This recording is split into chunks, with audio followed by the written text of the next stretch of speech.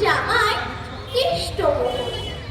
তার যে বাড়িওয়ালা কি যেন নাম ভুলে গেছি, তারই মামার শালা, তারই পিসের খুড়তুতো ভাই, আর তার কাছে মেশো।